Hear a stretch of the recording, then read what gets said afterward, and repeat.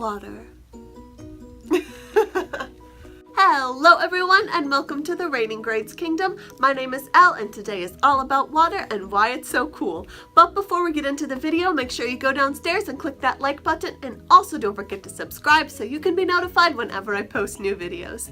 Now, without further ado, let's make it boom. So the things that make water so cool are hydrogen bonds, and that's it, nothing else. Moving on. What else is cool about water? I'm kidding, we'll go back to hydrogen bonds really quickly. In order to have a hydrogen bond, you need a hydrogen that needs electrons, and you need something to give the hydrogen the electrons. So in the case of water, you have your electron-deficient hydrogens and your highly electronegative oxygen that will supply the electrons that it needs. I have lipstick on here. Do you know what's stronger than a hydrogen bond? A covalent bond. Most bonds, actually. That is so true, but for right now we'll be focusing on dispersion, dipolar, and hydrogen, with dispersion and dipolar being the weakest, Little weaklings, and hydrogen being the strongest. Now, without going into any detail at all, you can distinguish them by dispersion being negative-negative, dipolar being positive-negative, and hydrogen being a hydrogen bond. And of course, if we added covalent in there, it would be the strongest force. You see, hydrogen bonds aren't necessarily the strongest of bonds, but that's okay because it allows for water to have cohesive and adhesive properties. Cohesion being the water molecules stick together, and adhesion being that the water molecules can stick to the side of other things, such as when you're drinking through a straw. The water sticks to itself as it goes up and sticks to the side of the straw.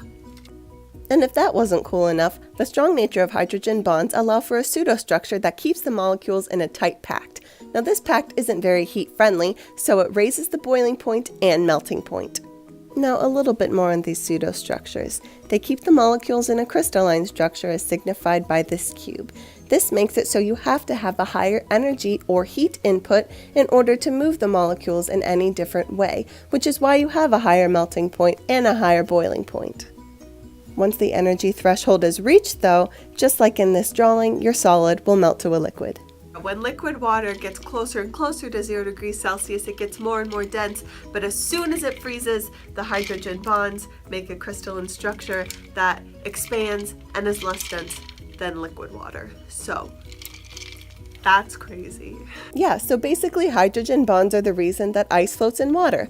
Now let's say we had a liquid and it was reaching its energy threshold at the freezing point. Now at the freezing point, you will have molecules separating more, which is so bizarre, and water is the only thing in which this happens. You see how the ice floats? Yes, I do. But this phenomenon is the reason that fish can survive outside in water over the winter and so many other things. I love water so much. I'm also really thirsty. So why is water so cool? Well, in 2 words, hydrogen bonds. Thank you so much for watching this video. I hope that I helped you get an A on your test. Much love always from Elle, and I'll see you again soon in the kingdom. What you gonna do with that Today's dessert? episode is all about water. There's a lot of snow outside, and snow is water. What else is cool about water? Trees use transpiration to drink water, and if you want me to do a video on transpiration, give this one a like. Hydrogen bonds may be strong, but they're pretty easy to break. Like how I work out a lot, but I have low self-esteem. Humans are mostly water, so that's cool. Makes me feel weird about drinking this. Seems a little cannibalistic, but that's okay. If I didn't get any bloopers out of this, that's sad because I am a mess. Bye.